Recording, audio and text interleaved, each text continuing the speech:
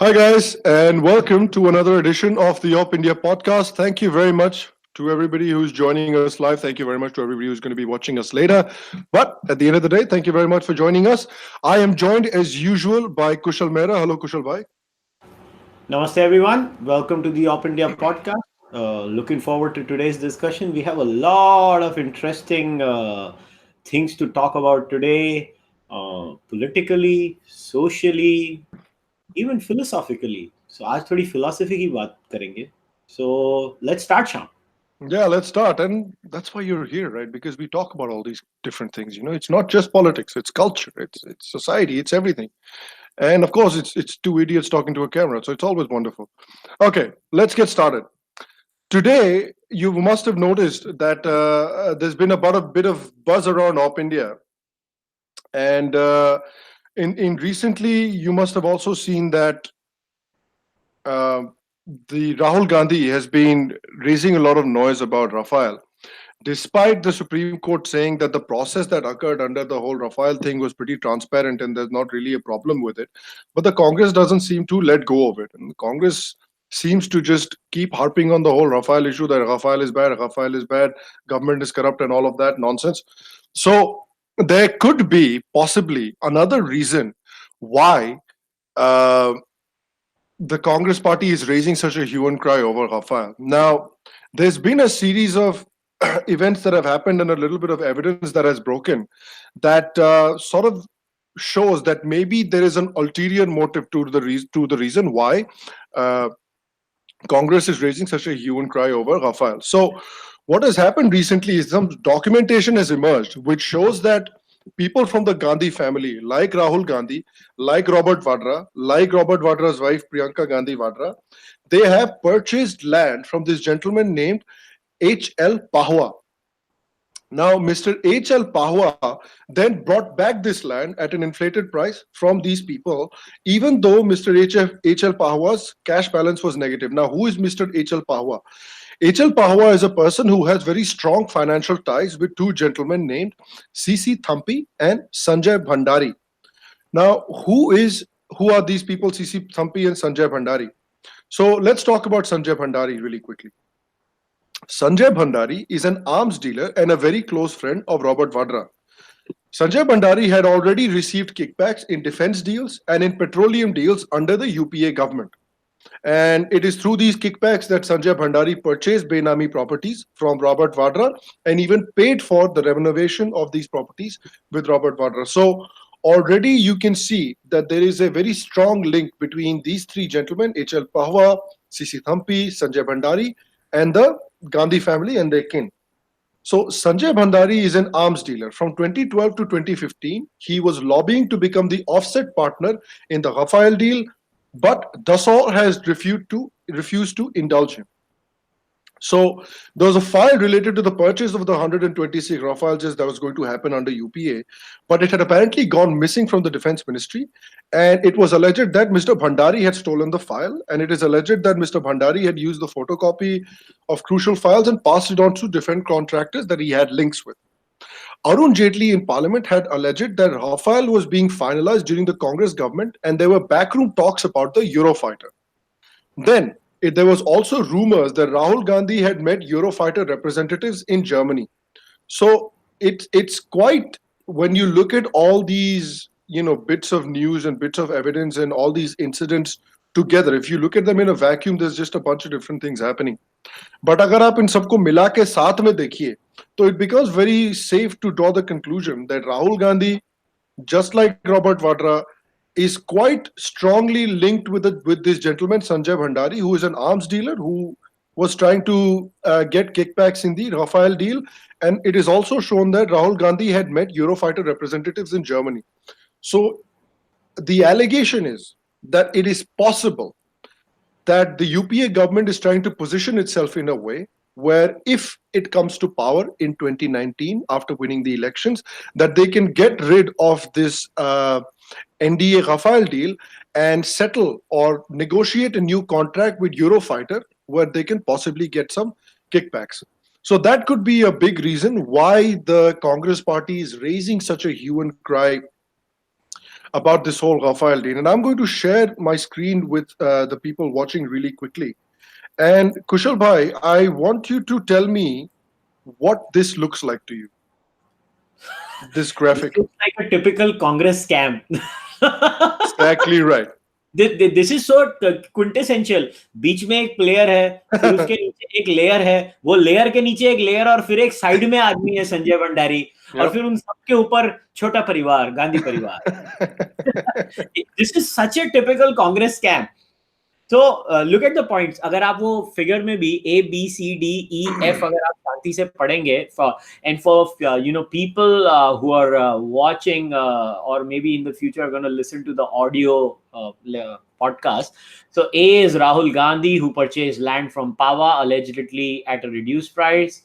B is Pawa sold the land to Priyanka Gandhi and Robert Vadra. He purchased some of it back at inflated prices. Then that's B and C. Then you have D as Pawa taking money from Thampi to fund the land purchases. Is Thampi and Bhandari have several transactions between themselves. And obviously you have F, where Bhandari and Vadra are close friends. Bhandari has allegedly received kickbacks in defense and petroleum deals during the UPA government term. Then there are multiple transactions between Vadra, Bhandari, and Thampi related to purchase and sale of Benami properties. And Bhandari was also lobbying to become offset partner in Rafale deal during UPA government. This is so this, typical. I mean, this is an art. This is नहीं, art मतलब at this point. they have actually done a PhD in this bloody subject. इतनी बड़ी PhD कर ली है ना ये कांग्रेस वालों ने इसमें, कि अगर आप सोचो, आप कोई भी स्कैम देखो, आप 2G को ले लेना, कोल को ले लेना, आप जो भी कांग्रेस का स्कैम होगा ना, उसका जो फ्लो चार्ट होता है ना, वो यही होता है. वैसे दूर में राहुल गांधी, प्रियंका गांधी और गांधी फैमिली होगी, और फिर ऐसे सब प्लेयर्स होते हैं, जैसे वो अनियन के लेयर्स होते हैं, एक एक लेयर निकालोगे तो नया प्लेयर निकलता है. ये लोग के ऐसे ही होते हैं. So I think as of now, I think that summarises this whole thing very well. Let's see where this goes. I personally think, as many things, this will take a lot of time investigating, connecting the links, as it always happens in our great country. So देखें कहाँ जाता है, but it makes a lot of sense if you ask me as of now, and I hope our bold and independent media ask Rahul Gandhi some questions. I hope Nidhi Razdan यूं खड़े रहकर question पूछेगी, यूं ऐसे रह के पूछेगी, Not my India, not corruption. not my India, not corrupt. Rahul Gandhi, जवाब दो. जवाब दो Rahul Gandhi. Exactly. And at the end of the day, we've reached a point, कि इतने बड़े बड़े करप्शन हुए हैं इंडिया में, इतने बड़े बड़े स्कैम हुए हैं, and this is the same party that is now coming out and presenting itself as this anti-corruption crusading party, which would be very laughable if there weren't a lot of people that were actually buying into it. Do you think, I really want to ask you, do you genuinely think, because I know that there is noise on social media, and I also know that social media is not real life. So having those two caveats, do you really think that this whole narrative that Congress is trying to build, that we are the anti-corruption crusaders against this corrupt Modi guy, do you think that people actually buy into that in any way? It's very hard to answer. I mean, see, you'll always find this a thing about how do we go about this. There is no actual data or evidence to say where the trend goes. Look, for every anecdotal case where I say, देखो मेरे को एक made मिल गई जिसने बोला, अभी मैं आपको एक किस्सा बताता हूँ. So I play badminton. So one of my friends who plays badminton with me, हम लोग उस दिन गेम खत्म हुई, बैठ के रेस्ट कर रहे थे. So उसने अपना सर पकड़ लिया. मैं बोला क्या हो गया? तो बोलता है यार तू मानेगा नहीं, मेरा एक डॉक्टर दोस्त है, उसने मेरे को क्या बोला होगा. मैंने बोला क्या? बोलता है तेरे को मालूम है हफाल की डील क्या है? बोला क्या? मोदी ने एयरपोर्ट तुझे मालूम है क्यों दिए हुए हैं, इसको या उसको? समझ जाओ मैं कहाँ जा रहा हूँ. एयरपोर्ट को हफाल से उसने कनेक्ट कर दिया. ये क्वालिफाइड डॉक्टर है. Oh my God. जो मेरे डॉक्टर फ्रेंड का डॉक्टर दोस्त है. तो अभी मैं क्या अज्यूम करूँ, सारे डॉक्टर बेवकूफ हैं? मैं ये अज्यूम नहीं कर सकता. To be very honest, whenever these kinds of questions are asked to me over dinner tables or that, I just stay agnostic to it, because unfortunately we don't conduct a lot of scientific polls in our country when it comes to these things. A lot of polling is actually so agenda driven कि उसमें भी हमको manipulation करना होता है. आपने कभी note किया है ये जो इवन हमारे जो इलेक्टोरल पोल्स आते हैं जो प्रिडिक्शंस देते हैं उसमें आपने उनकी रेंज देखी है कभी? प्लस और माइनस 2% नहीं होती है या 5% नहीं होती है, प्लस और माइनस 20% होती है. पकौड़े बेच लो ना, इससे अच्छा एक्यूरेटली काम करना है तो. ये जो चीजें हैं ना, take every statement. I am being very honest, whether is pro Modi और anti Modi, I might piss a lot of people off here. Look, if you ask me, I think Modi is going to be the Prime Minister of India and NDA is going to win and form the government. That's my answer.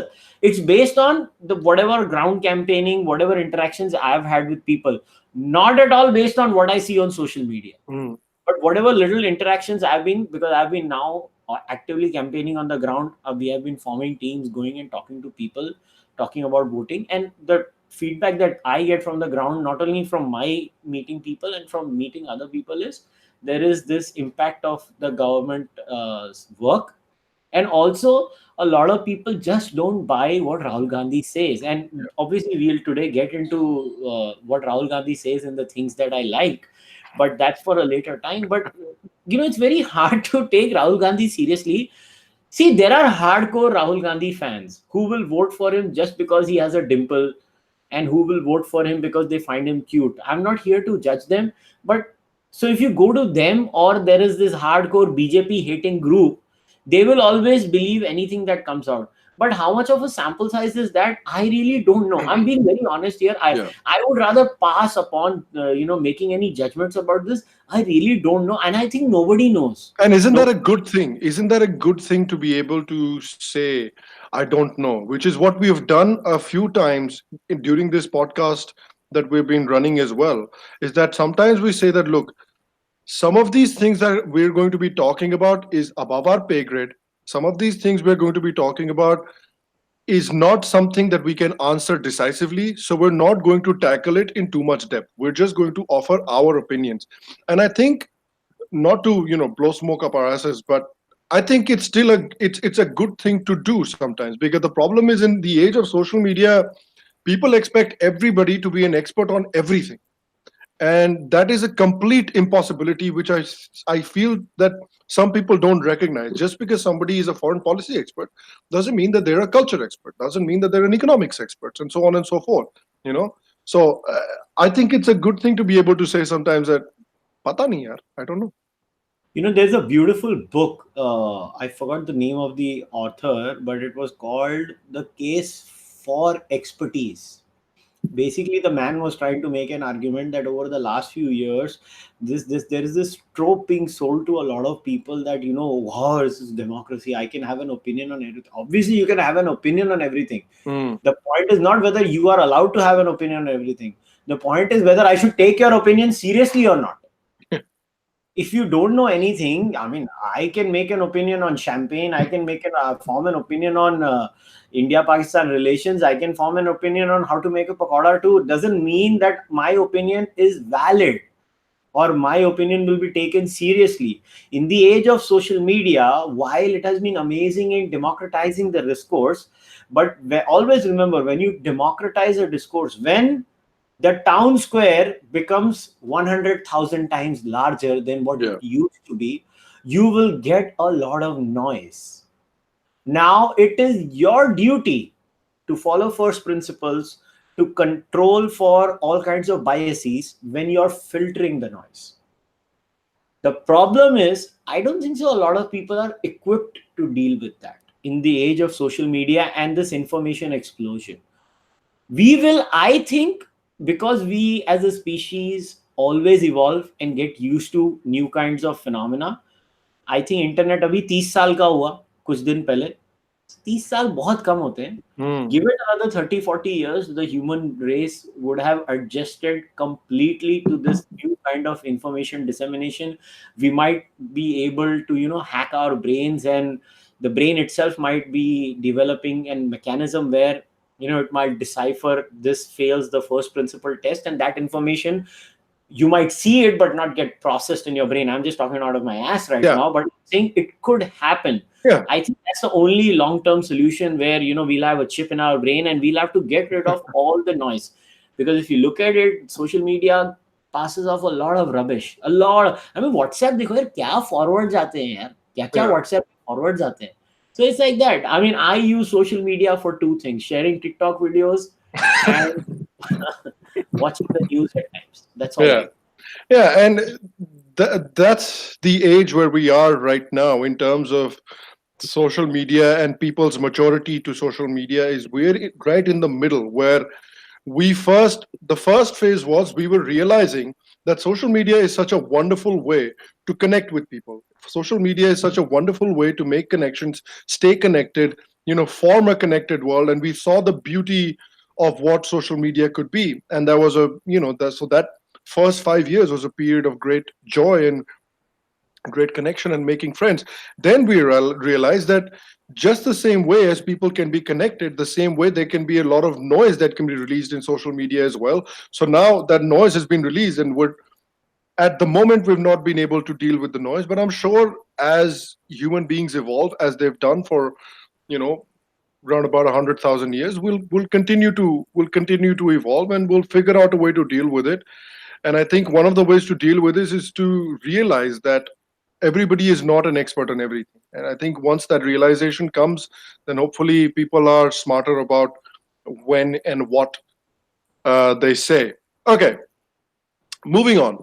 So this is another interesting news bit that happened recently. So China has China China has once again put a technical hold on the listing of Masood Azhar as a global terrorist under United Nations Resolution 1276. Azhar Masood, as people know, is the chief of Jaish-e-Mohammed, the group that claimed responsibility for the terrorist attack in Pulwama and a number of other terrorist attacks across India. So, this recent proposal that was raised to designate Masood Azhar as a global terrorist was actually initiated by France, and it was backed by the US and the UK and other members of the Security Council. And China was the one member of the Security Council that decided to basically block this designation. Now, this brings us to a very important realization that I feel like people need to make, because I think people, you know, are very heavily obsessed with Pakistan is trying to destroy India. Pakistan is trying to do this to India. Pakistan is trying to do that to India. And I understand क्योंकि अपने ही लोग हैं, same cultural stock, same racial stock and all that. I get all of that stuff. But we also need to realize that Pakistan is an impoverished nation with meager resources. Pakistan can thrash and shout and scream and huff and puff, but at the end of the day, Pakistan can, maybe poke India, but Pakistan can't really harm India. The country that has the resources, the wherewithal, and the political will to do so is really China. So people, we need to really understand who the real enemy is here. Pakistan चीखता चिल्लाता रहेगा, किसी को कुछ फर्क नहीं पड़ेगा. China जब कुछ करता है तो the world takes notice. The world tends to fall in line sometimes with what China says, and this is one of the examples of what is happening there. So I think that's one of the big realizations that people need to make. To what extent do you think people have that realization in India, Kushal bhai? Well, first of all, शाम तुम्हें शर्म आनी चाहिए. क्या बोल रहे हो तुम? तुम्हें पता नहीं पाकिस्तान एटमी ताकत है? तौबा तौबा माफ कर दो. तौबा तौबा तौबा तौबा तौबा तौबा का मकाम एटमी है. ताकत है वो. आपको पता होना चाहिए जनाब. वो एटम बम मार देते हैं हर आप चीज. टमाटर बंद करोगे, हम एटम बम मार देंगे. गलत बात है, ऐसे नहीं बात करते. एटमी ताकत है वो. But now let's get on to the serious problem. I have always maintained this. You know what? A lot of times I avoid even commenting on Pakistan beyond a certain point because this has been my take on Pakistan. I know it's very simplistic, but that's how I look at the Pakistan issue. So, you live in a housing society. You don't talk to everyone in a housing society, right? You stay indifferent to some people. Yeah. Some people, you just look at their face and you don't like them. I know it's very weird, but there are people in life, right? Like that. उसकी शक्ल देख के ही तुम्हें वो पसंद नहीं आता. So Pakistan को किस में categorize करना है, I leave it for the users. Do you want to categorize them into people whom you are indifferent to, or you want to be like उसको तो शक्ल देख के ही मुझे वो पसंद नहीं आता. Yeah. I categorize them as neither. I just categorize Pakistan in the area of it's complicated and I don't care about them beyond a certain point. So my whole thing is that I've always maintained India's focus has to be China. India's competition is China. India's economic competitor is China. India has to achieve the goals that China sets for itself, or India has to beat them. Yeah. And India's value structure in terms of being a democracy, being dharmic, being plural, it has to be that we are better than the West in terms of those things. Yeah. That's you have to compete with the right people in the right arena, right? Yep. We're not going to go and compete with China on the human rights thing, right? Yeah, I mean, there's no competition. so India should have always developed its foreign policy looking at China in mind. China has created this sort of a monkey in Pakistan where India हमेशा उलझा रहे पाकिस्तान के साथ. हमको है ना उन्होंने eternally उलझा के रखा हुआ है पाकिस्तान के साथ. पाकिस्तान एक ऐसा देश है जिसका सोल एग्जिस्टेंस क्या था कि हिंदू मुसलमान एक साथ नहीं रह सकते. वो थियरी जिस दिन बांग्लादेश बना टूट गई, डिबंक हो गई, क्योंकि तुम मुसलमान ही साथ में नहीं रह पाए तो तुम हमको क्या बोल रहे हो. तो वो तो चले गया. अब इसके बाद क्या है, पाकिस्तान हर 3 दिन में चिल्ला देता है हम एटमी ताकत हैं. बस Pakistan has a nuclear bomb just to get our attention. That's all it is. I think beyond a point, if India stops talking to Pakistan, ना Pakistan will like बात नहीं करोगे nuclear bomb मार देंगे यार. It will be of that level. So we have to prioritize where we have to go, and this has been my criticism of all governments, including this. We have never given China the focus. In fact, if you look at our foreign policy strategies, कुछ है भी क्या हमारी. अभी आप Nehruvian era की बात करो, नॉन अलाइनमेंट. ये नॉन अलाइनमेंट क्या होता है यार? ये नॉन अलाइनमेंट क्या है मालूम है? जैसे वो वोटिंग में कभी अपने डिस्कशन करते ना, तू किसको वोट करता है कांग्रेस, तू किसको, मैं बीजेपी को करता हूं. अच्छा तू क्या है? आई एम न्यूट्रल. अबे न्यूट्रल क्या होता है? न्यूट्रल क्या होता है? वोट नहीं करोगे? वोट नहीं करने वाला कोई न्यूट्रल. ये कौन सी फिलोसॉफी? और इसको है ना, they present it as if it is a bloody moral high ground. I am neutral so I am morally superior. और चुप कर, काय का मॉरल सुपीरियोरिटी तेरी? मैं वोट नहीं करता हूं, तो जा वेकेशन पे जा, at least don't claim the moral high ground, you dumbass. And we were talking also, remember, we were talking also कि हम बात भी इस बात पे कर रहे थे कि before we went live, we were talking कि saying that you are neutral in this day and age, where there are countries on the one hand which are, at least on paper, secular democracies working towards, free societies, striving for explicitly for freedom. On the other hand, you have countries like USSR and China, which are closed societies with a communist government where people don't have anywhere near the rights that people in those other countries have. If you're saying that I'm completely neutral, then in the sense you are taking a stand. You're taking a stand where you're saying that a free, secular, democratic society is the same thing as a brutal, oppressive, communist society where people don't have any rights. So you are taking a stand. You're creating a false equivalence. Yeah, and not only that, look, you have to understand, when I say I don't treat Pakistan seriously, is because they're not at our level. If they attack us via these proxy terrorists, we'll hit back like we have every time. What else can we do? We can use economic sanctions, we can use diplomatic relations, but that's being done. But beyond a point, India has to let Pakistan know you're not even allowed on the table. Yeah. This table is meant for the big boys. Yep. Children, go sit there. We'll call you when we need you. Yep. That's the message India should send Pakistan. You're not our moral equivalent. But actually, you know what? On moral equivalency, I actually do want to talk about it. Can we share that Hamid Mir tweet? Oh, yes. I'll Hamid bring it Mir right up. Because that is very important. Ki if there ever was a case of moral relativism, it is this. I mean, look at this guy. It's very easy to understand why China blocked a resolution against Masood Azhar in UNSC. India sheltering an enemy of China since decades, and his name is Dalai Lama. What? No, and look at what the headline of the Sydney Morning Herald is. Please read that out as well. Dalai Lama, a terrorist, China. Yeah, look, there has to be a limit to moral relativism. This argument is laced in moral relativism. What this argument assumes is that Dalai Lama is the same as Masood Azhar. Oh, That sorry, is Masood why, Azhar. Are Kushal bhai, that is why Rahul Gandhi and Congressis call Masood Azhar G, because he's the same thing as Dalai Lama. इसलिए ये इनको जी जी बुलाते रहते हैं. Yes, sorry, मैं respect करना भूल गया उनको. And Respect that's क्या the करो यार? thing. If Dalai Lama and Masood Azhar are the same at every level, that means Dalai Lama has committed the same number of horrific crimes as Masood Azhar, or Dalai Lama heads an organization that kills people. भाई साहब, जब तिबेतियंस को problem होती है वो किसी को मारते नहीं, वो खुद को जला देते हैं. ये क्या करते हैं? ये खुद को उड़ाते हैं, साथ में 50 को उड़ा के लेके जाते हैं. Yep. आप क्या कंपैरिजन कर रहे हो? कोई शर्म आनी चाहिए यार आपको. कोई हया नहीं है, कोई शर्म नहीं है, कुछ भी कंपैरिजन करते हो. पता नहीं ऊपर के माले में पूरा फ्लोर स्पेस इंडेक्स खाली है इन लोगों का.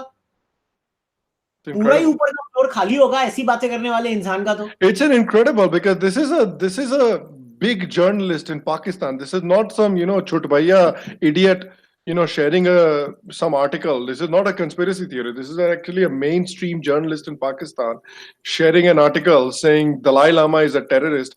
What are you even talking about? What are you even on? What are you smoking? I'd like to have some. you know what, अगर सारी दुनिया दलाई लामा जैसी हो जाए ना, तो world would be a very peaceful place. सब लोग खुश रहेंगे. ज्यादा से ज्यादा क्या रोलेक्स की घड़ियां पहनेंगे. दलाई लामा को घड़ी बहुत अच्छी लगती है. मैंने उनका एक देखी है. सब मेडिटेट करेंगे, एकदम शांति से दुनिया जिएगी. अरे यार क्या मेरे को समझ नहीं आता ये किस किस बेवकूफ ने ये आर्गुमेंट भी सोची होगी, और कौन इनको सीरियसली लेगा. मतलब Pakistan and China sometimes I feel are made for each other, क्योंकि बातें सिर्फ वो कर सकते हैं. I mean, you can tell a lot about a person by the company he or she keeps. So that really applies in the case of China and Pakistan, and in turn North Korea. So yeah, there's that. Okay, I want to ask you something really quickly as well. In recent times, we've seen that countries like France, countries like the UK, countries like the United States have been coming out more explicitly, in my estimation at least. I may be completely off the mark here, but देखने से तो कम से कम ये लगता है कि they're coming out more explicitly speaking in favor of India, and trying to at least act or do something that favors India. The United States recently blocked funding to Pakistan, or paying whatever they used to pay to Pakistan. And the international community has been speaking out more against Pakistan and speaking out more in favor of the so-called democratic society in India, and what a boon it is to have in the Asia and in the part of the world that it is. Do you think that the sort of world opinion is changing towards India? Not that it was bad towards India before, but that world opinion and world powers are more sort of shifting their orientation towards India. Do you see that actually happening? A, and B, what kind of an advantage do you think India can take from it? I think there are two factors in this. One is definitely, I think the current government and governments in the past have worked on some diplomatic levels, and especially this government's work has kind of reaped some benefits here or there. But I also think it has a lot to do that eventually Islamic terror has now started hitting the West in their own backyard. Yeah, and China is becoming a major threat too. And China is a threat.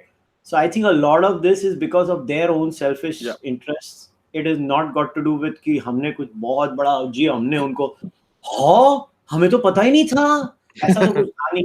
हम पहले भी उनको देते थे proof, वो तभी तो नजरअंदाज करते थे. हमने अभी प्रूफ दिया तो सडनली जी डोनाल्ड ट्रम्प ने बोला सॉरी यार मुझे तो पता ही नहीं लगा, अरे तेरे साथ इतना बुरा हो रहा था. ऐसा तो कुछ नहीं है. I think because they have been affected directly, and China has become a major threat to everybody in the world. So all these people are realizing now, I think it's more of their selfish interest, but I don't care. I really don't give a damn why they are doing what they're doing. As long as it favors me and my country's interest, I believe India should milk it. My complaint is India is not milking it enough. We have to do a lot more in terms of foreign policy, a lot more in terms of these, we need to get out of that communist era thing that we can't, in some matters, we can't really annoy the Russians. Yeah. No. On some matters, India has to unequivocally support the Americans. Support, this country still abstains or votes against Israel in I the was just UN. gonna say that. Yeah. Come on, it's Well, हद हो ridiculous. गई है. Yeah. हद है. It's still, मतलब, downright dumb. And If there, I also really enjoy because a lot of people in India say कि अरे यार अगर इंडिया पाकिस्तान में जंग हुई ना तो इजराइल आएगा साथ देने के लिए. Is that such a given? Like you repeatedly stab Israel in the back and then say कि इजराइल आएगा साथ देने के लिए, क्या मजाक है? पता नहीं यार. और see, that's been my grouse. Government after government, this trope has been sold to our politicians in India that if we support Israel beyond a point, our relations with Iran get affected. That's been the standard trope, and we always have this, oh, we take too much oil from Iran, so then start buying oil from other nations. Buy it from America. America is exporting gas now. There could be an argument, oh, look at the cost of getting oil from America, etc. And there are multiple reasons. All right, I get it. There are enough options. Why doesn't India invest in the nuclear option? Yeah. Nuclear power, for that matter. India could pioneer that. But again, we don't want to digress because that's not our focus. My whole point is, when it comes to foreign policy, the overall attitude in India is very lackadaisical, whether it's this government or the government before that, or is going to be, in my view, NDA 3.0. I don't think so. A lot is going to change on the foreign policy front. I really don't expect a lot. It is what it is, man. China is going to go on blocking this. And आप मेरे को एक बात बताओ ना, China ने block किया, क्या किया हमने? उसके बाद क्या किया? That's a good question. What can India do? Nothing. We've done nothing. I don't know what India can do. Government का क्या काम है? मैं एक्सपर्ट होता था तो मैं कब का कर चुका होता था सब कुछ. गवर्नमेंट से क्वेश्चन पूछना है ना. I think you're right in the sense when you say कि India needs to milk it. If for whatever reason, for selfish reasons, if अगर एक वर्ल्ड ओपिनियन जो है चाइना के खिलाफ बन रहा है, वर्ल्ड ओपिनियन जो है पाकिस्तान के खिलाफ बन रहा है, and people in the world are saying कि यार ये लोग कुछ ज्यादा, they are becoming threats to us as well, a major threats to us as well. So maybe we should help the Indians sort of counteract this. So if you see that willingness, then India really needs to take the chance and milk it. The question is, will they? That's the big question, right? Yeah, I don't think so. They're going to do anything because that's just the way we are. We are at best mediocre in terms of foreign policy, and sometimes in our political discussions, mediocrity is considered excellence. Yeah. And that's been the bane of our political culture since our first election to the last election. We have accepted a lot of mediocrity as excellence. Yeah, and one of the reasons I've been impressed with Mr. Narendra Modi is that, he came as a prime minister and he said, open defecation is not good. Mediocre. Let's get rid of it. I like that about him. I saw glimpses of a prime minister wanting excellence in a society. Yeah.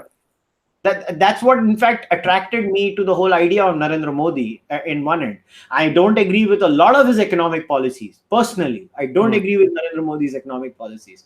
But what I liked about him was there was this air of, I want to be good in him. I want to be better than mediocre in him.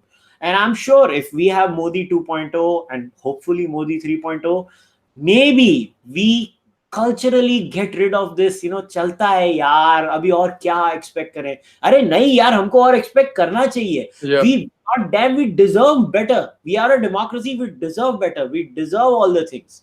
So I hope that even in the in the field of foreign policy and relations with China, how do we deal with Pakistan?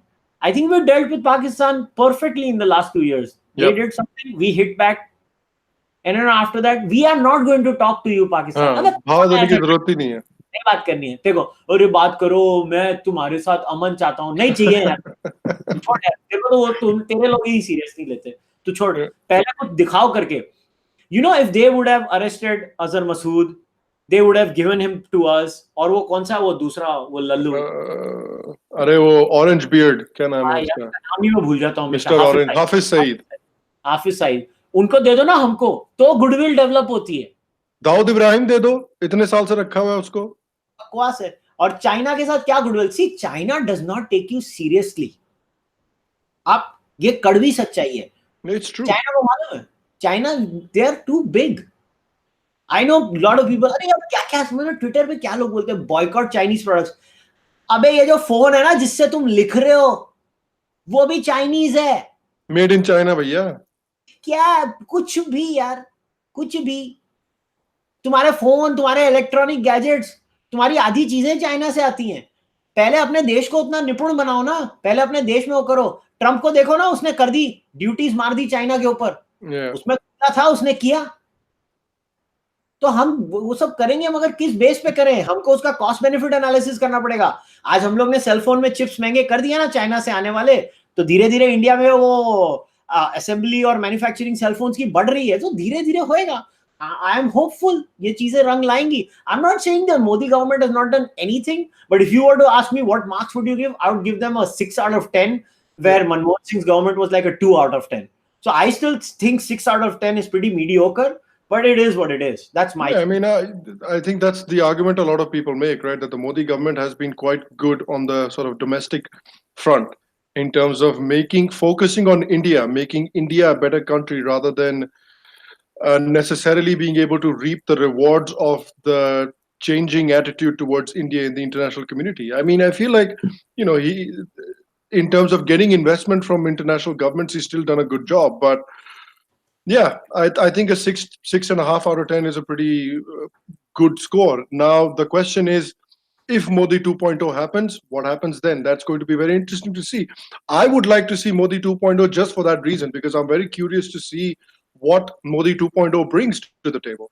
Because Modi 1.0 was all about making India a better nation, making India stronger, making India cleaner, and making India a better nation. What is Modi 2.0 going to be? I'm very keen to see that. Because I know what UPA is going to be. I know exactly what it's going to be. I've seen it. I think a lot of people have seen it. Yeah, but I'd like to see. Yeah, what I liked about Modi was in his first speech, if you remember, in his first speech in the Red Fort, he had started with the open defecation thing. Look, he was very clear. His first term is going to be, I want India to have toilets in every house. I want a viable electricity connection for every house in India. Whatever the last mile leakages were, which were the toughest. By the way, people don't realize you've not worked in rural India. I have worked in rural India. अभी मैं जिस गांव में मैं काम कर रहा था, I take pride in the fact that उसमें 10 ब्लॉक्स थे, 10 में से 3 ब्लॉक्स में इलेक्ट्रिसिटी नहीं थी जब हम लोग ने जस्ट टेक ओवर किया था वो village in the first year of the Modi government. And those 3 blocks क्यों नहीं जा रही थी इलेक्ट्रिसिटी, थोड़ी प्रॉब्लम्स थी and lackadaisical attitude of MSEB tha. We pushed through it, and thanks to this government, we got electricity right to those 3 blocks too. आप महाराष्ट्र की बात कर रहे हो, महाराष्ट्र तो फिर भी is a much, महाराष्ट्र में तो फिर भी काम हो जाता है. I come from Bihar. I come from Bihar, and my ancestral village is in a district called in Patna district, in an area called Bihta. Bihta में छोटे छोटे गांव हैं जहां पे one of those villages is mine. वहां पे जो गांव है वहां पे भी even my dad still lives there. वहां पे भी my dad says कि यार पिछले 3-4 साल में जहां पे साला बिहार में इन गांव में कभी बिजली नहीं रहती थी, अब वहां पे लोग रात रात भर इनके पास बिजली रहती है. It's not every single day 24 hours a day, but इनके पास हर रात बिजली रहती है. And he's amazed as to how the hell did that happen. Yeah, it's true. And let me tell you, he's fixed the toilet issue, he's fixed the electricity issue, he has almost fixed the housing for all issue. There are multiple other schemes. I think Modi 2.0 is going to be about other issues. Maybe he'll tackle the foreign policy thing head on. Maybe he'll liberalize more on the economics front. I hope so. Yeah. But in any ways, I always say this, why should I vote for Modi again? Why not the Congress? I was like, if economics is your criteria, Congress is far more left of center than the BJP is. Yeah. What nonsense are you talking about? Let us look at every single policy of the Congress and let us do the comparison. इतनी economics तो मैंने भी पढ़ी थी यार college में, इतने तो बेवकूफ नहीं है हम. or the differentiation is always going to be the socio-cultural aspect. And when it comes to the social cultural aspect, we have to see to it that India remains a democracy. India cannot remain a democracy with the kind of secularism that is practiced by the Congress. Yep. India will become an Islamo-fascist state. We have to stop that. For sustaining democracy in India, we need BJP. Yeah, simple as that. Okay, moving on to another interesting segue. When we were talking about, mediocrity, and we were talking about excellence, now we go to the other end of the spectrum. Now we go to the absolute pits. So the Congress, the head of the Congress's IT cell, this lady's name is Divya Spandana.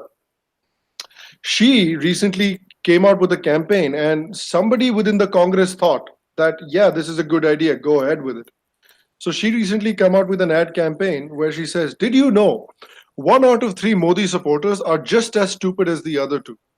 Which is, I think, if you're thinking really seriously that the way to win votes, the way to win elections is by insulting everybody that disagrees with you, or insulting everybody that supports the person that you don't like, then man, you have another thing coming to you, because I feel like these people have learned no lessons from 2016, where in America, the 2016 elections in America, when people were like, well, if you support Donald Trump, if you're going to vote for Donald Trump, and before people jump on my back, I'm not comparing Modi to Donald Trump, I'm just giving you a political analogy, that if you vote for Donald Trump, that you're a horrible person.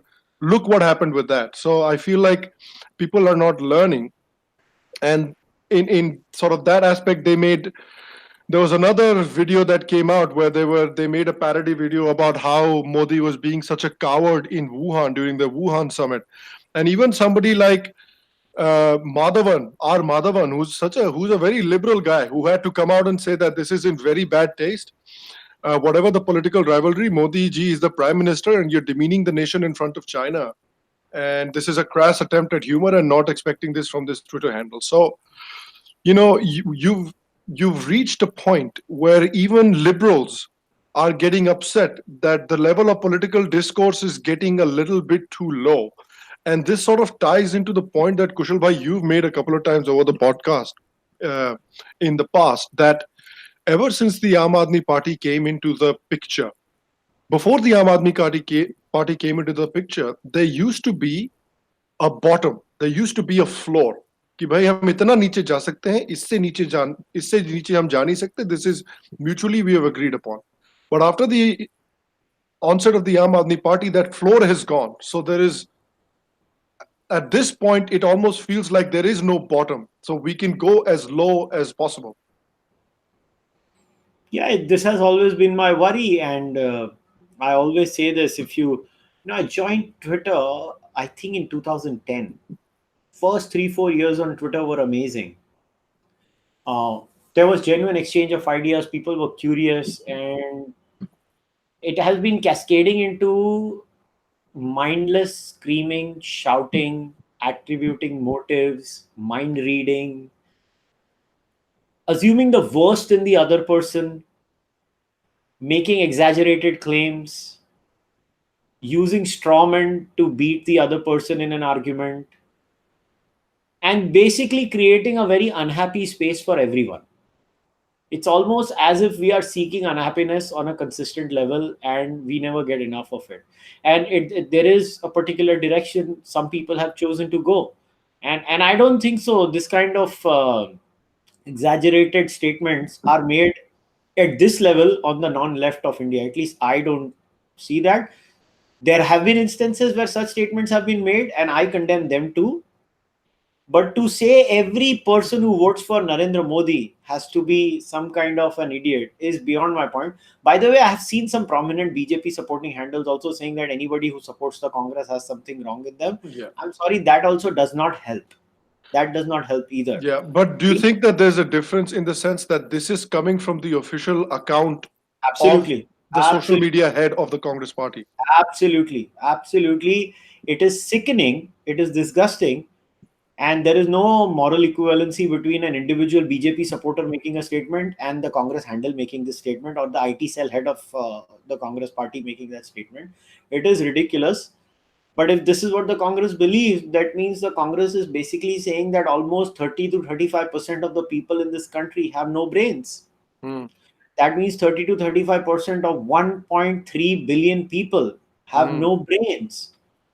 And can the BJP drill this message down to every person out there and tell them the Congress thinks you're an idiot? It's sickening. And I did not see Rahul Gandhi condemning it one bit. And I'm telling you, man, my theory is spot on. This has been the Aam Aadmi partification of Indian political discourse. I hate Arvind Kejriwal for that. He has destroyed civility in Indian politics. आपको याद है आपने एक बार सोनिया गांधी ने एक statement मारी थी और आपको याद है वाजपेयी जी को वो 3-4 वर्ड्स चुप गए थे, मुझे याद नहीं आ रहा यार वो वर्ड्स क्या थे, मगर वाजपेयी जी ने पार्लियामेंट में कहा था कि आपने ये वर्ड्स का प्रयोग किया। और आज मैं सोचता हूँ कि यार वो तो इतने डोसाइल वर्ड थे आज के कंपैरिजन में, और वाजपेयी साहब को वो वर्ड्स इतने चुप गए, ये वर्ड्स, ये ऐसी भाषा का आपने प्रयोग किया है। आज अगर वाजपेयी साहब जिंदा होते तो उनको क्या लगता था, वो तो हार्ट अटैक ही आ जाता था बेचारे आदमी को। क्या लेवल है डिस्कोर्स का, आप क्या कर। Let me ask you this really quickly. Do you think कि अगर आम आदमी पार्टी नहीं आती तो looking at the way political discourse has developed across the world, you know, and to the depths that it has gone across the world, do you think that with or without the Aam Aadmi Party, this would have happened in India anyway?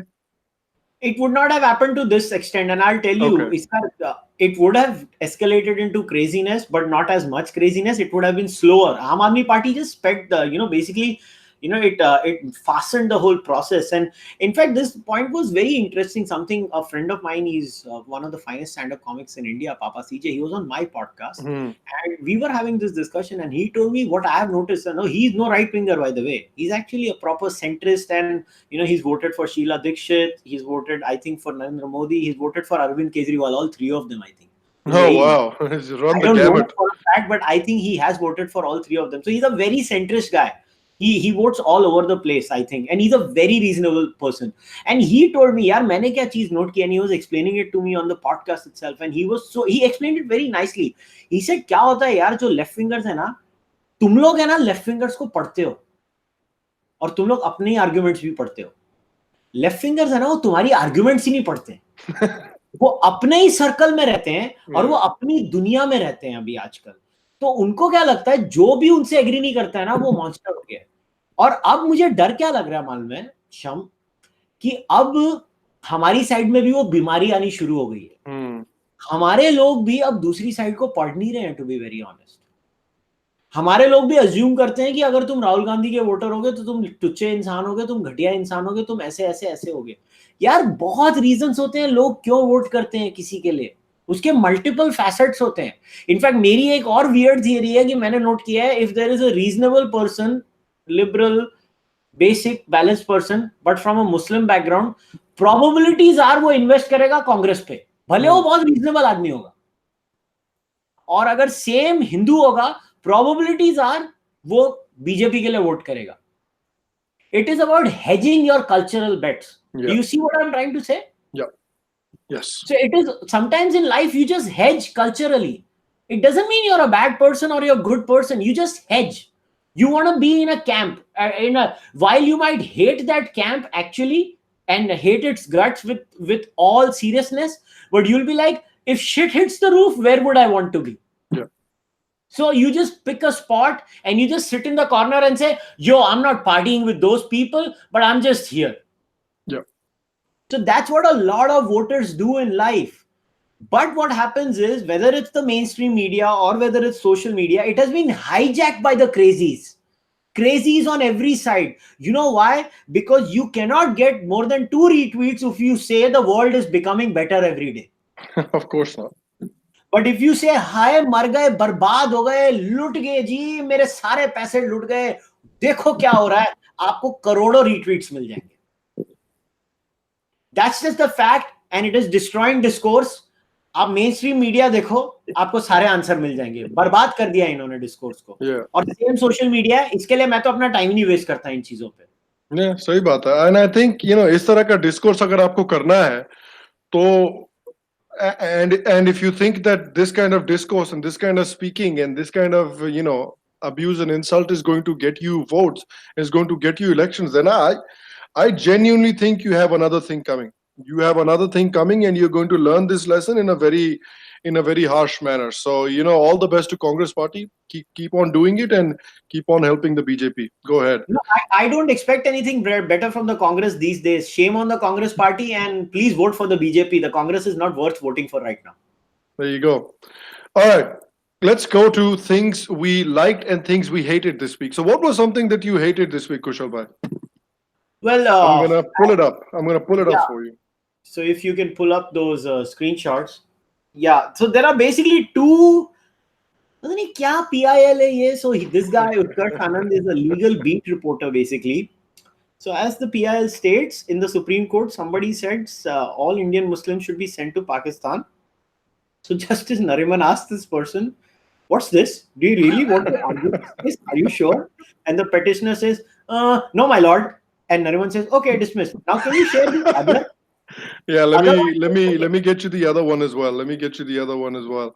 I thought there was only one, but there is another one, and I will pull it up just in 1 second. I think it was. Yeah, yeah. I found it. Here it is. Yeah. There we go.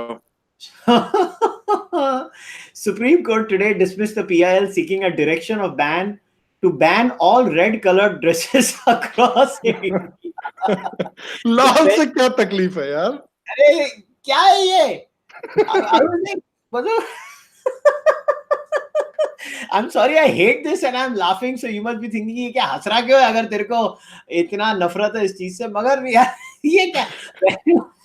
तुम क्या वो बोलो क्या जिसको लाल dress लाल देखा तो is there like an epidemic of bull attacks across the country?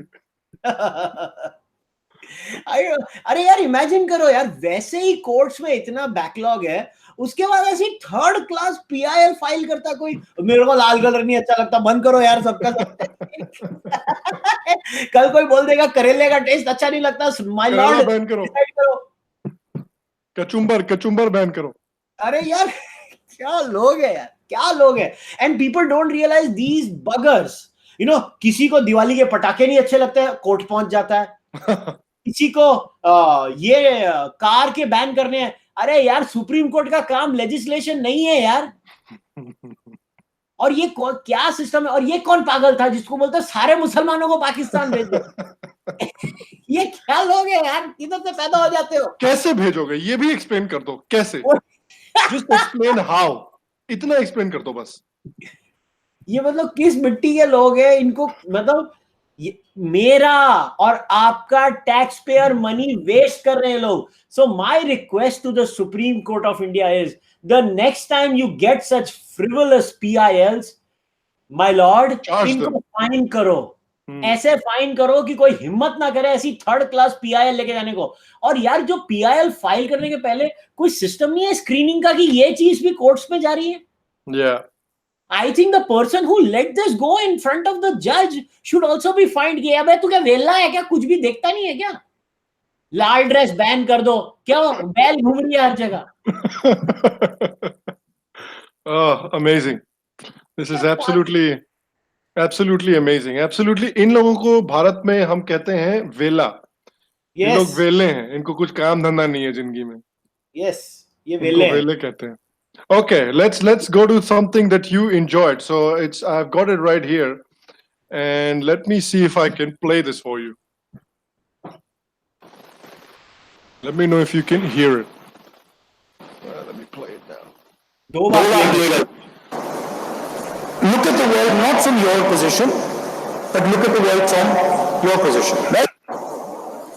Look at the world not from your position, but look at the world from your position. Right? Now, please explain. शाम, इसमें explain करने का point ये क्या था?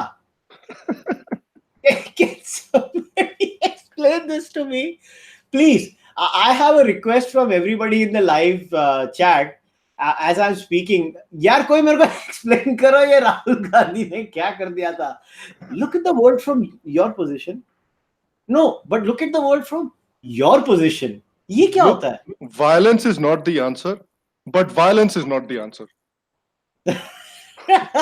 मतलब best वो किसने आई थिंक स्मिता ने लिखा था ट्विटर पे मतलब you know you should not vote for BJP but you should vote for But you should vote for BJP.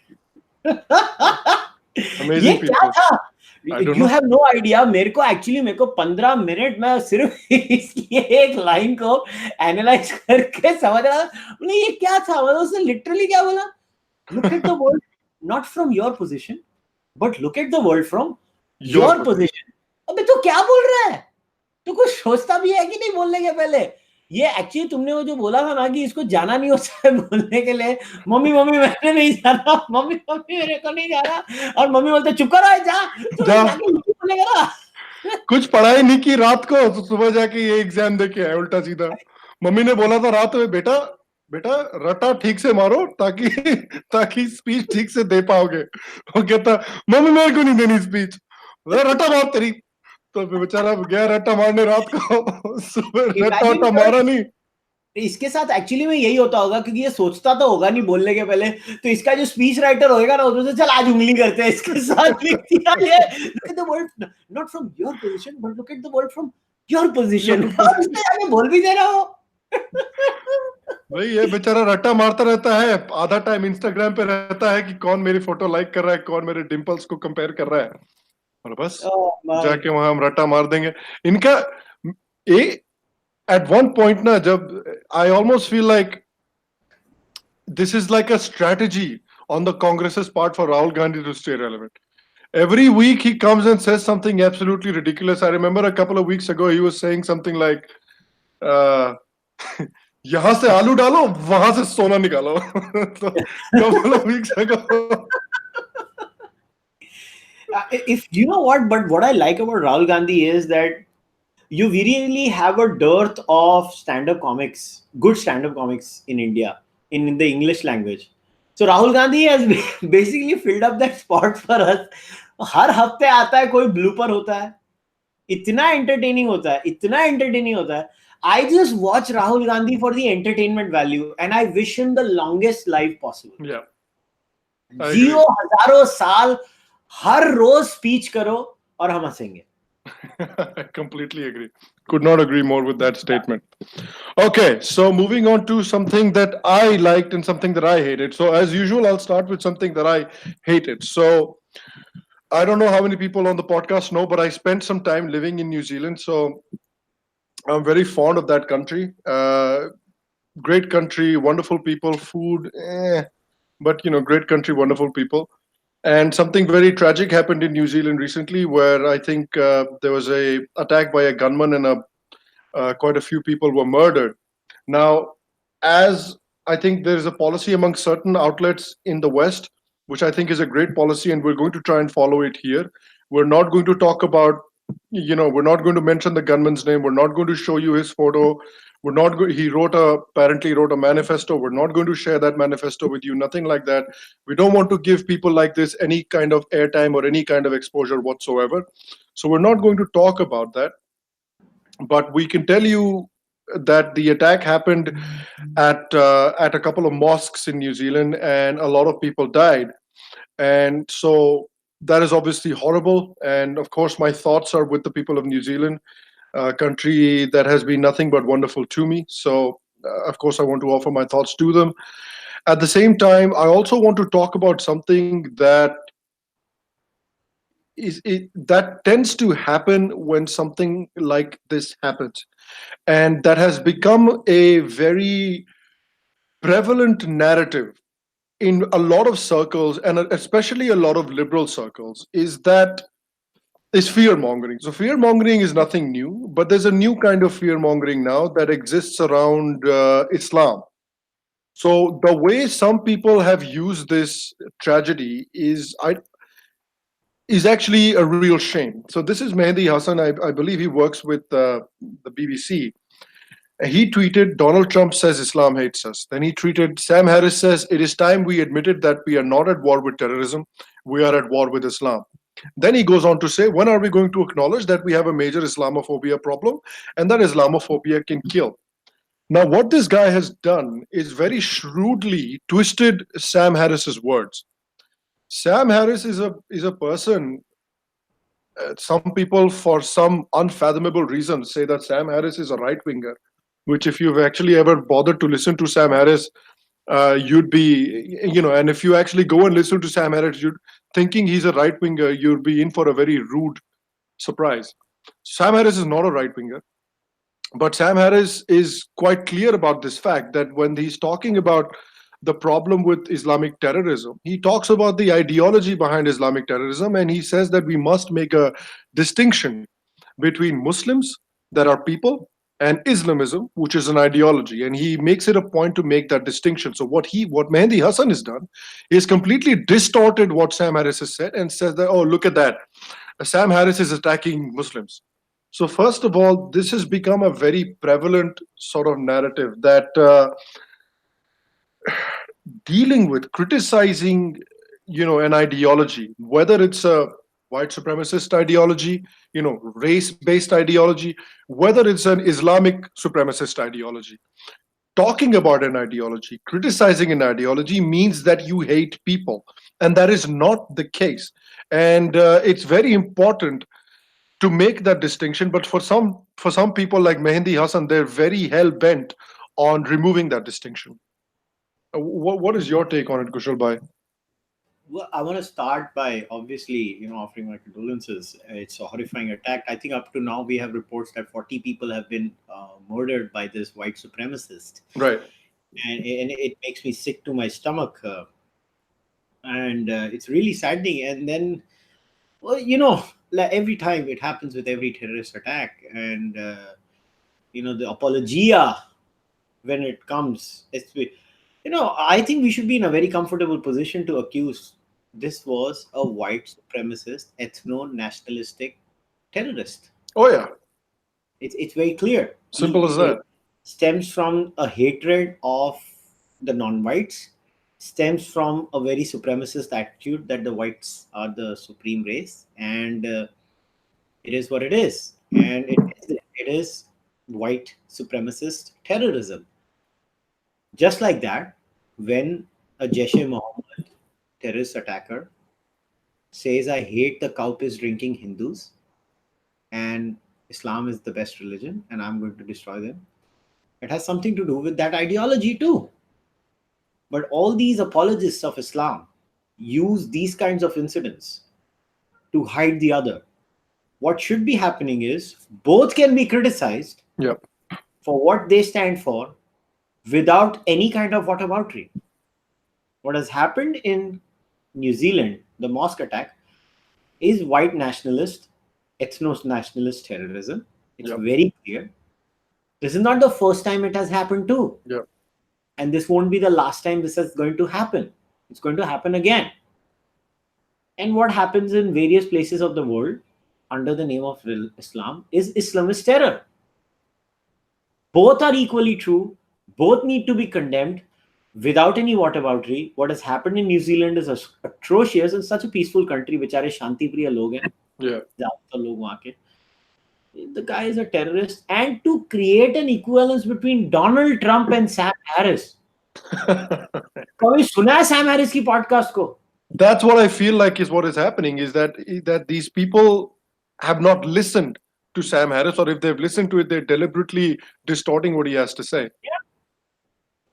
I think, seriously, this is the kind of mediocrity. Like I'm saying that there is so much mediocrity in the discourse. I think in the case of Mehdi Hassan, you can safely attribute malice to that guy. I always believe in living my life with the handles razor, never attribute to malice that which can be explained with ignorance and stupidity. But this is a clear case that you can easily attribute malice. There is clear case of malice. Mehdi Hassan has been known to make absolutely third-rate reactionary statements with a lot of malicious agenda. Because I, Mehndi Hassan knows who Sam Harris is, and Mehndi Hassan knows the opinions of Sam Harris. So this is not a person that is not aware of what Sam Harris has to say. yeah, and it's just disgusting, man. It's so sad. And you know what? It has happened. The left wing is going to peddle the Islamophobia line. The right wing in America and the rest of the world is going to peddle a certain line. The white nationalists across the world are going to peddle a certain line. And we sitting in India are just going to look at it and say, "Sab pagal ho gaye." Yeah, And everybody's going to move on for the next attack. It is yeah, what it is. But I still believe my faith in humanity remains intact. We should not give any kind of footage by taking the name of this person. There is enough material in psychology that states that, when you give these people the encouragement, they actually look forward to it, and you create copycats in societies. That's why please don't share the video, please don't share the manifesto, please don't share this guy's name or photo. That way you don't give footage to these people and you don't create copycats in societies. So I'm glad that we in OpIndia, we are not going to do this. So at least this podcast is not going to do this. So let's move on now, Sham. yeah. I think it's again. I just want to reiterate that criticizing ideas is not the same as demonizing people. It's very important to remember that. It's very important to make that distinction, and hopefully, the people listening to this podcast, uh, I'm sure a lot of you people are reasonable people and are able to make that distinction. All right, so has this podcast lagbhag ended, Kushal bhai, or is there something you want to add? नहीं अभी तो बहुत add करना बाकी है यार. अभी तो हम थोड़ा ना केजरीवाल हैं. Okay, so I believe there was something that you wanted to discuss in particular as well, right? Well, you don't have something you like this week, Oh man? yeah, did I miss out? Oh yes, I completely missed out what I liked. Hang on, let me bring that up. So okay, this is wonderful. Thank you for reminding me because I completely forgot. All right, so this is absolutely fantastic because कुछ लोग होते हैं जो एक normal level का intellect होता है जो सोच सकते हैं, बट कुछ लोगों का इंटेलेक्ट लेवल कुछ ज्यादा ही ऊंचा होता है. जैसे आपने कहा कि भाई इंडिया ने बालाकोट में एयर स्ट्राइक की, तो उससे क्या हुआ? How can you distort that in a way that you make it a negative thing? You can't find many ways to distort it into a negative thing, but you did not count on this fellow right here. This guy is the Pakistan PM Imran Khan's closest aide, Malik Amin Aslam, who wrote to the United Nations against the airstrike in Balakot, calling it eco-terrorism. Why is it eco-terrorism? Because when Balakot strike happened, a few trees were destroyed by Prime Minister Narendra Modi. So Pakistan wants the UN to remove Prime Minister Modi's Champion of Earth award. Amazing.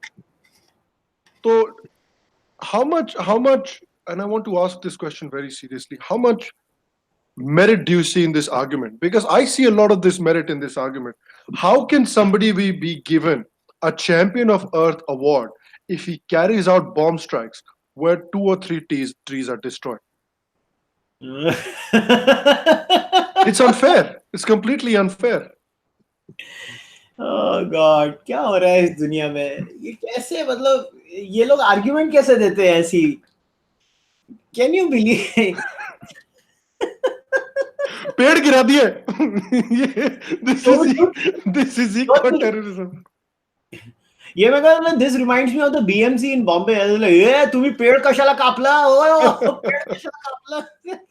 या इकडे वृक्ष नाही कापायचं. Municipality वाला डांट लगा रहा है, वो तूने पेड़ काटा होए. जीवन सर देखो आके हमारे पेड़ उड़ा के चले गए. एटमी ताकत है हम, हमारे पेड़ उड़ाते हैं लोग. क्या लोग है यार, कैसे guy is apparently close to Imran Khan. He's Imran Khan's top aide apparently. So I mean, there you go. That's who why this guy is. Imran Khan, इसीलिए Imran Khan deserves the Nobel Peace Prize for hiring a yeah, for hiring such an ecological warrior. He cares so much about the environment that even if 2 trees are destroyed, then it's eco-terrorism. Yes, sir. Seedhe eco-terrorism. I did not know Pakistan was such a hippie country. I had no idea. I have newfound respect for the state of Pakistan about how much they care about the environment. Yeah, And we are making this appeal from the OpIndia podcast that Narendra Modi's Champion of Earth award is taken away because he cut down those trees in Pakistan. That's horrible. कितना दिल मतलब दिल देखो दिल पाकिस्तानियों देखो का, पाकिस्तानियों का यार. एक एक पेड़ की परवाह है. ऐसा अलग बात है कि वहां से आकर इधर से बम से उड़ा के चले जाएंगे. वो पेड़ देखो, वो जब टेररिस्ट अटैक भी करते हैं ना, वो लोग नोट करते हैं सराउंडिंग में पेड़ तो नहीं है. पेड़ तो नहीं. समझ रहे हो? वो लोग पूरा प्लान मैप करते हैं. इमेजिन ऐसे जैसे मोहम्मद बैठा है, ओए उधर जाके ना बम से मारना है, पर वेखी जरा पेड़ ना होए उत्थे. पेड़ ना कट जाए यार, प्लीज प्लीज मेक श्योर. तुसी जो भी करना करो, 100 बंदे मार दो, पर पेड़ नहीं काटने चाहिए. पेड़ नहीं कटना चाहिए. वाह, ये होती है dedication. Nobel peace prize for Imran Khan. I Nobel support. Peace prize for Imran Khan. आज हम ऑप इंडिया से डिक्लेयर कर रहे हैं that we, because of his close aides love for the environment, I really want to we really want to endorse Imran Khan for Nobel Peace Prize and for the next year's Champion of Earth Award, right? Yes, I support. Definitely support. All right. Before we end today, I believe there was something that Kushal bhai you wanted to discuss as well, right?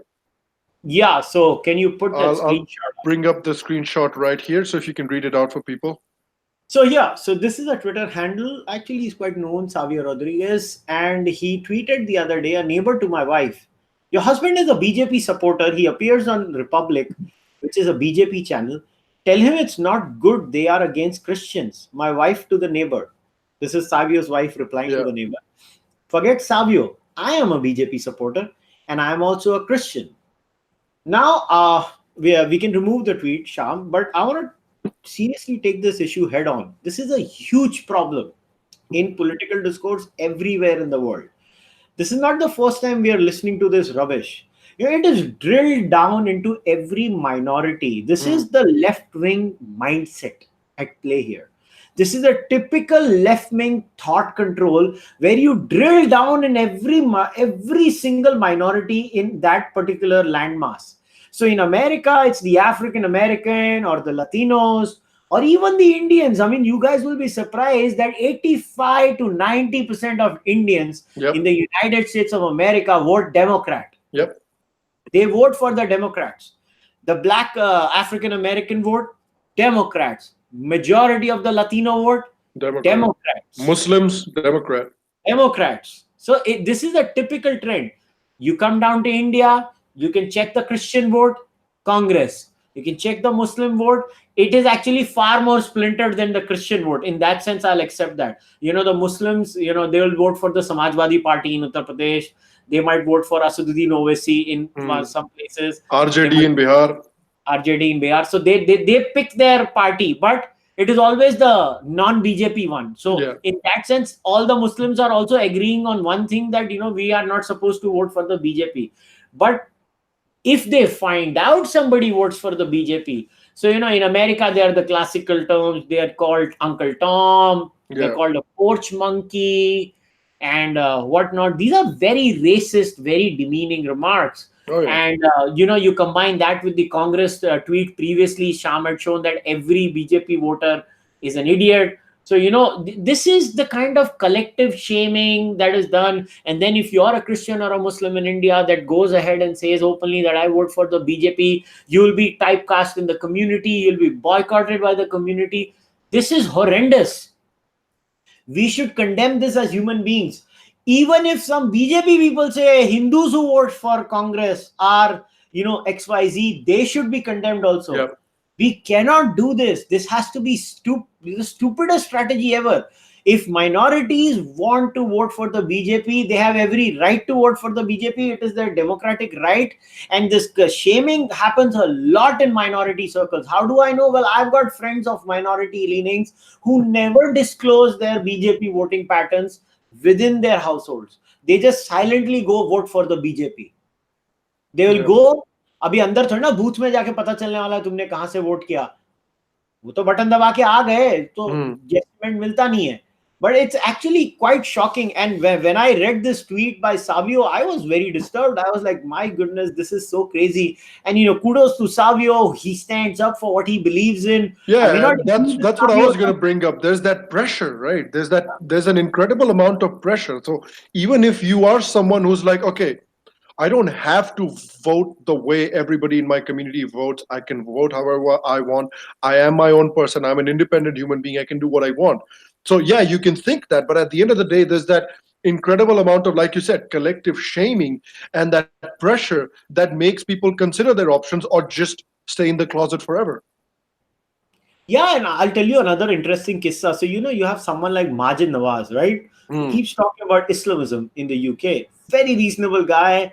He promotes Islamic reform all the time through the Quilliam Foundation.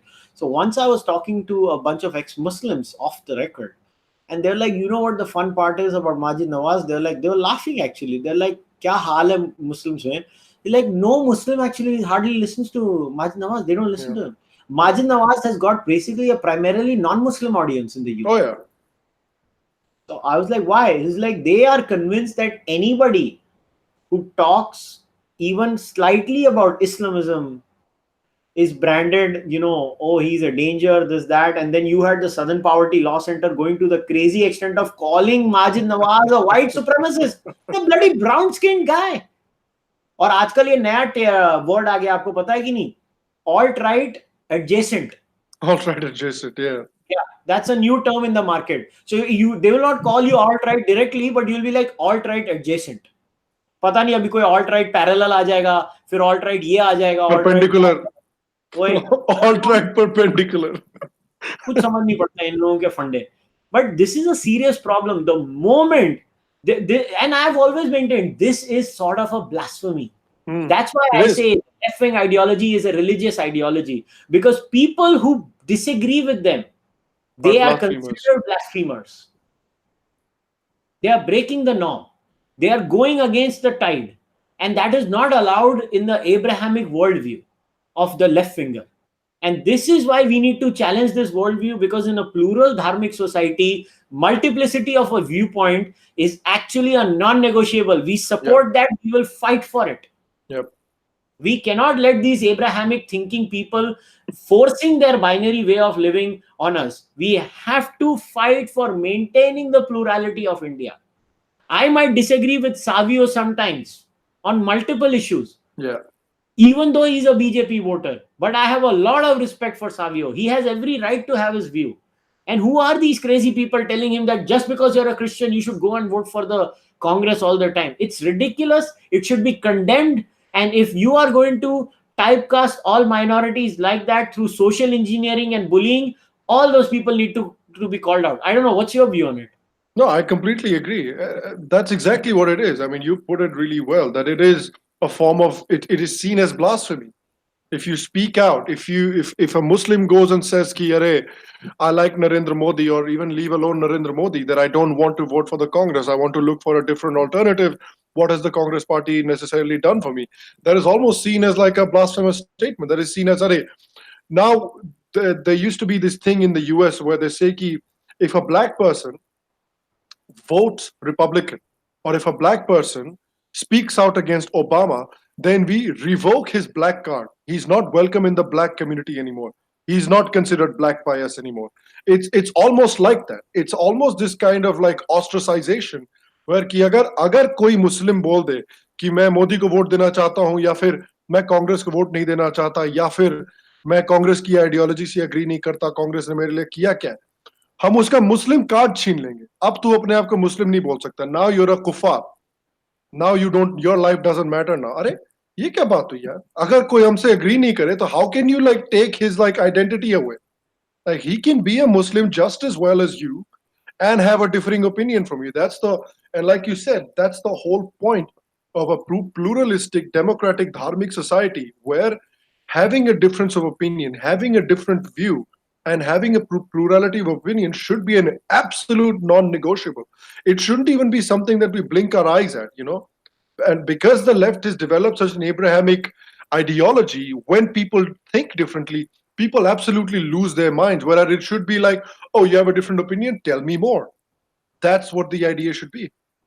I'll tell you a very interesting incident. I won't name the senior BJP leader I was having dinner with once. It was a while ago.